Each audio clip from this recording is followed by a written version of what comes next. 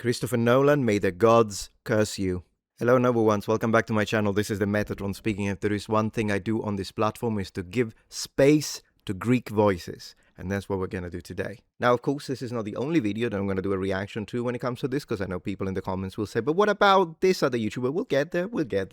But for now, this is George. I don't know how you read it. Giant Slayer. Why Nolan's Odyssey isn't Homer, it's something darker. Now, he recently posted another video, but I still haven't reacted to this one. So let's do reactions in order. Let's go.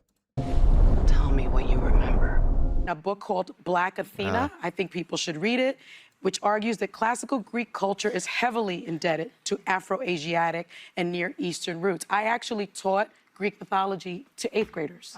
And so I covered this. Fun fact. So people that are saying that Helen of Troy could not possibly be played by a black woman don't know history. But what is Clown. that? And I think my parents used to punish me for lying. Damn. That ever happened to you as a kid? Or was it just my Greek mom launching house shoes like an Air Force strike drone? I was 5 years old. Cookie crumbs all over my face. Mom asked, did you eat them? No, I promise I didn't. One little fib, one giant smile ear to ear. Boom, incoming missile from a Mediterranean flip-flop. That's what Sunny Hostin deserves, because she lied. Man, we're starting. Whew, love it. It's exactly what Christopher Nolan is doing to the Odyssey. Yes. Why? They both took that tired, debunked 3-volume trilogy of Black Athena, written by a Cornell professor of Chinese history, and they married it to Emily Wilson's bastardized bubonic blueprint. Not to mention the book Black Athena doesn't even say, as I have debunked on my dedicated video, when you read it, particularly volume 3, the guy is like, no, they wouldn't be black. The Egyptians, he talks about the ancient Egyptians, by the way. And he says, no, the ancient Egyptians, they wouldn't be black. They're not black. He says it. So they didn't even read it. They read the title. Can we say this very quickly? I know, George, I don't know guys, how you guys read it in Greek. Excuse me for a moment, I'll let you speak. But let's make this one 100% clear. All these people, including Sunny at The View, they only read the cover of that book. I read it. Doesn't even say it. Remember her from the last video? That's when you met her. This time you're going to understand why she's a fanatic. Okay. No different than the hosts of The View. Mm-hmm. Both want to remake the future in their own image, but don't fall for the cheap parlor tricks. The stakes here are much bigger than they appear. Just remember the marketing from the movie. Okay. Defy the gods. That's the secret sauce that's going to unmask this whole thing. Evcharisto. 3 little words. 3, that gives Hollywood's long game a way to reboot Western civilization as the love child of a Benetton catalog after a one-night stand with a Netflix algorithm. And what are we going to get for it? A Hellenic epic? No. Hollywood Helen. Yeah, there we go. That's how Homer is repaid. Helen of Congo. It's how the Greeks are going to be rewarded for giving the world mathematics, myth, medicine, art, philosophy, and a respect for the divine. With a trap. Just one giant lie. Yes. Do you know what the worst thing about a lie is? It means I don't trust you enough to tell you the truth. Personally, I would say that the worst thing when it comes to a lie is that it isn't the truth. And while that might sound obvious, it isn't these days, because there is my truth, their truth, his truth, her truth, they, them truth. That's the world we live in. So in fact, underlying the obvious physical fact that there can only be one truth is incredible. Anyways. But in Hollywood, it just means we hate you. Yeah, true. My grandfather used to tell me as a kid, "Ο ψεύτης και ο κλέφτης μόνο τον πρώτο χρόνο γλεντάει." The liar and the thief only celebrate the first year. I then asked him, what then, Papu? Then the bill comes due. You know what? I gotta try that one. Let me see. With it, I need the subtitles though, but I gotta hear it. Ο ψεύτης και ο κλέφτης μόνο τον πρώτο χρόνο γλεντάει. Okay, so I'm gonna try it. Ο ψεύτης και ο κλέφτης μόνο τον πρώτο χρόνο γλεντάει. Ο ψεύτης και ο κλέφτης μόνο τον πρώτο χρόνο γλεντάει. How did I do? How did I do? The liar and the thief only celebrate the first year. I then asked him, what then, Papu? Then the bill comes due. And it just did. The Odyssey is officially the most disliked trailer in Christopher Nolan's entire career. Audience enthusiasm for the movie has plummeted over 10 points. People are more excited about seeing a 26-year franchise in Scary Movie 6 than what he produced. Truth? versus lie. Yep. Good news, Argos is still in it, still a dog. Not all challenges present themselves on the battlefield. Pay close attention to the pattern of the fabric seen here. Can you feel that? The pretense, the ego, the unspoken fear. The ego. That's Universal playing nice now. They're trying to put as positive a spin on all the promotions as they can, because ever since the trailer came out, the backlash has been biblical. It's been all hands on deck in Hollywood, trying to make sure that Christopher doesn't get denolanated. Time Magazine, Variety hit pieces against the fans. Yes. GQ. As always, it's always the fans' fault, isn't it? It's either the fans, the bigots. That's what they say. 60 Minutes hand massage, and Elle introduced the cast like it was a Fantastic Four fashionably. All so they could help Hollywood Helen be escorted into Greek mythology, whether we like it or not. Yeah. And you know the very first thing that Liamgo told the interviewer? I really had no idea what the Odyssey was. Yeah. Oh, snap. And she graduated with a master's from Yale. Never heard of Homer. That's what $72,000 a year bought her. A degree. Man, this guy's cooking. In Wakanda. What A degree Wakanda. Oh, yeah. Passed with full honors. Fantastic. Yeah. Cum laude. For you. For you, yeah. This interview, I have a dedicated video, you muppets. I have a dedicated video because in this, let's see if he shows it. What this shows us is that there is a whole host of people who get the misrepresentation that Africa has had, and who respect the continent, want to reinvestigate the continent and re-represent the continent. You know, our fictitious African nation speaks the language Xhosa. We needed to learn that language. We needed to, you know, get the accent in English and everything. Though it's a fictitious nation, it is brought to life and derived from real African cultures. Hopefully, there is a celebration as a result, a respect for these very wealthy and diverse cultures that often just get washed as one thing. You know what? When you think about it, what she said, she's 100% right. Her worldview on stories, spot on. All stories should be respected. Yeah. But you see the problem there? Man, this guy. You're absolutely right. She's scum. She is Hollywood, cultist, diabolical scum. Because, as you can see, he's right. She's all about respect and correct representation based on respect of a fictitious African nation. We need to get the language right. We need to get the costume. He didn't show the costume part. She talked about the costumes. Oh, the costumes needs to be accurate, babe, because it's loosely based on these tribes. But when it comes to the Odyssey, you know what she said in the interview? It's just a myth. Who cares? You don't like it, you're racist. You're scum. You're scum. Lupita is scum. Wakanda, a fictionalized African nation from a Marvel comic book, respected. Yeah. Homer's Odyssey, representing real Greek culture, replaced. I mean, guys, come on. What have we been doing here? He just what? How long have we watched? 5 minutes. He butchered them. Destroyed them completely. But the problem is that the cultists do not utilize reason and logics. Nor do they use morality. Nor do they have a moral compass. Nothing.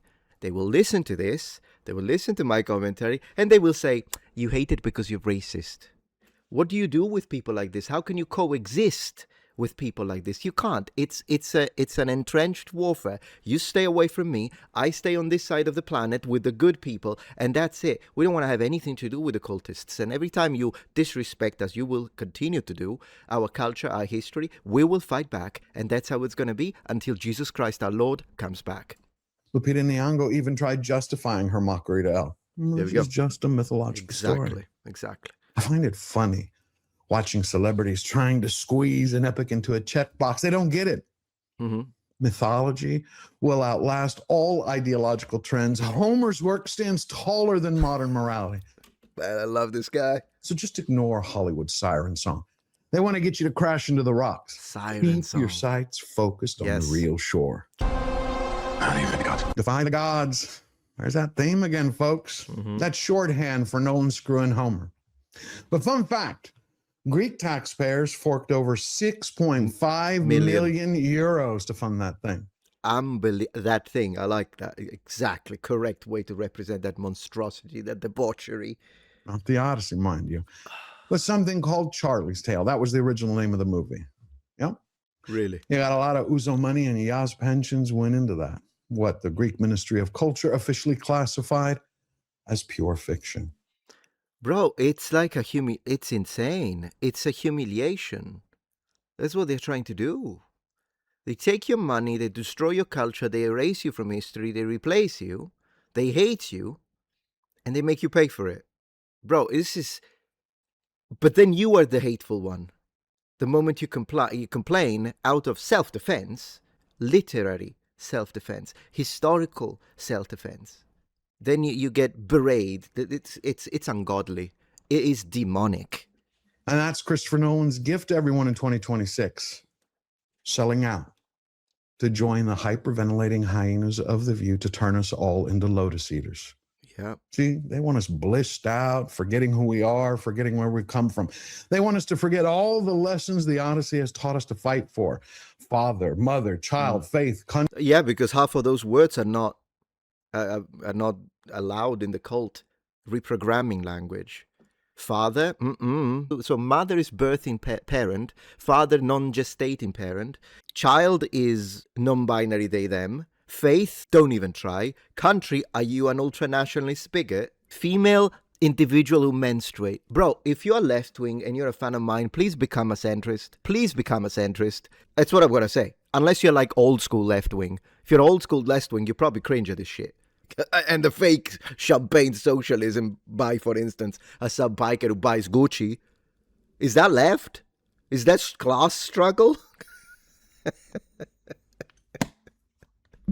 Bro, this is good versus evil now. We need to understand it. The culture war is the most important war humanity has ever had, and we've got to win it. All the virtues every young man needs to navigate this world today. Sacrifice, perseverance, heart, honor, home. True. All in one book. Now all erased from a movie by bad choices. $250 million to turn Homer into Hollywood product number 49. Where's my mother's house shoe when you need it? When I'm writing, I'm visualizing the film as an audience member, as somebody experiencing the story. So in the case of the Odyssey... Bro, you really fucked up if you try to put yourself in the shoes of your audience, of an audience member, did you? I'm trying to put the audience into that horse. I'm trying to put them on the deck of Odysseus' ship. That's not Odysseus' ship, it's a Norse ship. Action! So in a sense, I am the most important person on the set because I'm the audience. So how do you feel? You feel like you're on the deck of Odysseus' ship or up the horse's ass? Because that's the question people are asking right now. What's real? What's been replaced? What's been subverted? Nolan wants you to feel how real it is, how much research he did, how much passion he has, all the little tiny details he obsessed over, down to how it sounds like. I promise you, there's not going to be any old sword and sandals soundtrack for the man who hears Hans Zimmer's score every time he walks to McDonald's. No, sir. Orchestras did not exist back then. That's what Nolan said. And apparently, authenticity is the only thing that matters now. So he bought 35 bronze gongs, a giant lyre, 2 synthesizers, and an IMAX camera. Who knew? IMAX stood for Imachopoulos, the one token Greek in the movie. Not in the movie. Still, to be fair, Nolan did nail one thing, the stench. And he convinced an entire cast to shovel it. You didn't tell him, well, send me the script, we'll have a look. No, not that time. Why not? Well, if the director is that good, you could actually go without a script and you're going to be all right. Unbelievable. You know what this is because he's the leader of the cultist cell. So we just obey. A good director can make a great script good. That's got to be the most honest thing anyone in Hollywood has said about this movie. A good director can make a great script good. Oh, Oh my gosh, I didn't even notice. This guy's subtle. Just like that, the truth snuck out before Damon's publicist could tackle it. Uh-huh. What it told us? Christopher Nolan didn't make the Odyssey. He made the ship of Theseus. You know, the Greeks had an old thought experiment about identity and change. What would happen if we replaced all the planks on Theseus' ship one at a time? One board, then another, until eventually someone asks, hey, if we replace all the planks, is it still the same ship? And the woman helping Nolan answer that question, the one who replaced all the planks, Dr. Emily Wilson. Mm-hmm. She didn't translate Homer. She put him on trial. Fantastic. An idea that this is the Odyssey. It's about an unproblematically heroic male Western hero, implicitly white. You see, this is why. This is her. And Lady of the Library, with all due respect, lovely lady, is so indoctrinated, she doesn't even know. That she claims, and not only her, all the people that have been saying, oh, you bigots don't get it. Wilson is not preaching, she's not a feminist, she's not preaching her message. Look at this, and tell me again. Emily Wilson. She didn't translate Homer. She put him on trial. An idea that this is the Odyssey. It's about an unproblematically heroic male Western hero, implicitly white, who is good because he crushes the bad guys, monsters, foreigners, and witchy women, and understands the value of hospitality. Xenia, you write it down and get an A on the exam. And the story has a happy ending because the good guy gets back with the objectified wife and regains all his wealth and all his slaves. And there it is, folks. And you dare to say she did not put politics into the translation. Whatever she translated, there's nothing left of Homer's original thought. I don't care that she used the pentameter. Not to mention, Homer didn't, it was the hexameter. Our ship, not preserved, replaced. Yes. Forget the house shoe. It's wooden spoon time. What I wouldn't give for you to meet my AI. If she were here right now, you'd get a front row seat to watch this 5'2" golden-haired Greek grandmother chase Emily Wilson around the Acropolis wielding a wooden spoon. And it would be a beautiful sight to see. It would be a beautiful sight to see, brother. Wilson would deserve every lap, because what she basically said in her lecture was defining the Odyssey as toxic masculinity fan fiction. Yep. Nothing but a bunch of white dudes in Bronze Age tank tops high-fiving each other for killing monsters, crushing foreigners, and witchy women, all while collecting trophy wives and slaves. Yeah. Yeah. That's the map Nolan chose to navigate Homer with. Someone who treats our ancient heroes like villains and our cultural inheritance like a crime scene. Yes. Now tell me again that the translation as a complicated man by her, awful choice of words, did not carry a baggage of feminism. Toxic feminism. Say it again. Our history is supposed to be fertilizer for the future, not fuel for the fantasies of a faculty lounge freeloader. Just think about where it all began. The Iliad, the Odyssey. Then we had Virgil's Aeneid. Then Dante inherited Virgil, Milton inherited both, Tolkien inherited all of them. For thousands of years, civilizations treated these stories like they were sacred heirlooms, something precious, something to preserve, and then pass on to the next generation. Hollywood, academia, they treat it like it's an HGTV renovation. Oh, the foundation's got a little problem. The wives love their husbands too much. Heroes are outdated. Yeah. Masculinity is too manly. Oh, so true. It's true. That's what they think. They can't. It's true. Got to go. But not to worry. Not to worry. We're going to throw in a little diversity shiplap, but keep the name for resale value. Yeah. My particular interest in gender in this text is informed by having read some feminist scholarship. Why is it that this particular field, the field of classical translations of Greek and Roman texts, has been so vastly male-dominated, and by this particular kind of male classicist, the very old white male classicist? Man, she really hates white men, doesn't she? She really does. It's hatred. Bro, she's like the Medusa to me. She's a Medusa. Wilson really does think this is about modern politics, these stories. Yeah. She couldn't be more wrong. This is about us. It's a human story. Thank you. About real men, real women, and a flea-ridden dog who stared death itself in the eye and says, not today. My guy's coming home. For thousands of years, Argos is still making grown men cry. That's the Odyssey. It's beautiful. An epic poem about unconditional love, true loyalty, sacrifice, and respect for the divine order. Yes. Yeah, Wilson All things that they hate.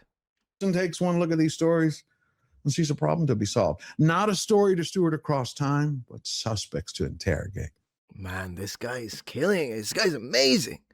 Characters to corrupt. Just take a look at her very first line versus Robert Fagel's. Please. Tell me about a complicated man. Uh-huh. Homer used the word for Odysseus, polytropos in Greek, the man of many turns, the cunning survivor who outwitted fate. Wilson just views him as another guest on Oprah's couch, complaining that he was never breastfed as a baby. Mommy didn't give me no nipple. And she treated his crew even worse. In Homer, the men died because of their own recklessness. In Wilson, they died because of Odysseus. He failed them, poor fools. One tiny change. Yeah, she's changing what Homer said. That's not a translation. A translation is, as I often say, and I don't know how else to say it, people, my haters on Reddit say Metatron doesn't understand translate. You don't understand translation. You haven't got a clue. You probably don't even speak a second language anyways, apart from the language of political lying. Yes, every translation is a product of reinterpretation. You have to adjust some things because of linguistic discrepancies between the original language and the target language. But you're not supposed to change the facts. You're not supposed to change the story. You're not supposed to change the moral of the story. You're just supposed to find a way that makes sense in the receiving language to convey the same message. But please keep telling us that because since we don't belong to your cult, that it means we're wrong automatically. Suddenly the hero vanishes, and we're left with a deadbeat king who never really cared about his crew. Yeah, I could do this all day long. It's what took me so long to make this video. I had to finish reading Emily Wilson's book and then compare it to my Fagel's. But it's Helen of Troy that stands out as the starkest contrast. Homer had Helen call herself Kinopidos. I can never pronounce that properly. Kinopidos. Kinopilos. It's a Greek insult meaning dog face. Yeah. It was usually reserved for those who cheated on their spouses. Mm-hmm. He wanted Helen to accept responsibility for starting the Trojan War. Wilson flips it on its head. She tries to play cute and be politically correct, defining it as hounded. Therefore, she shifts the blame to the men. She literally writes it in her notes that she goes, she made her Helen refrain from blaming herself for what men have done in her name. Wilson's translation is not political. It's not political, you absolute clowns. One ideological tweet, and like magic, poof. The Queen of Sparta goes from viper to victim. Those are the footsteps that Nolan is following in. One of the things I found as I was adapting it was it's basically all the other films I've done before. All those stories are in there, whether you're talking about Interstellar or The Dark Knight, all these bits and bobs, they all come from the Odyssey. Let's try to follow his logic to its conclusion. What he's saying, all the movies I've made to date, whole in some way come from the Odyssey. Got it. Homer wrote the Odyssey. Christopher Nolan writes all his own movies. Ba-ba. Mm-hmm. Nolan is Homer. In his head. Absolutely. I mean, the thing about Homer is, yeah, it's the marvel of its day. That's his take, folks. That Homer was phase one of the MCU. Who knew he was the first Avenger? Now, all we need is we have to wait for Odysseus to get his own Disney Plus series. Then they can put up the poster, Greeks assemble! Without a single Greek. That's Nolan trying to turn disrespect into dollars, but hey, that's Hollywood. Mm-hmm. You know what the funny thing is that... Man, turn disrespect into dollars. I'm going to quote this, brother. Adaptations aren't evil, they're human. Change is the only constant in life. But see, great adaptations preserve the soul of the story. True. HBO understood it when they made The Wire. Mel Gibson understood it when he made Apocalypto and The Passion of the Christ. Hell, the Coen brothers nailed it with Oh Brother, Where Art Thou? Real worlds, real languages, real people. And everybody bought into it because it was honest. Yes. That's the currency of the realm today. Truth. And that's one of the reasons where Nolan lost me with lies. Yep. And the biggest one of them all, was defining the Odyssey by 3 words. Defy the gods. Not home, not endure, not justice. Defy the gods.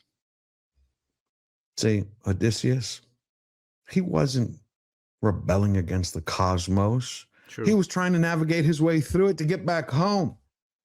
He prayed, he sacrificed, he worshiped Athena. Belief was his compass, not rebellion. I mean, he's destroying them. This is incredible. Only when his pride got the better of him did the gods punish him. Homer understood this. He knew back then what Hollywood has forgotten today. Faith, family, tradition, they were never chains. They're the anchor in the sail.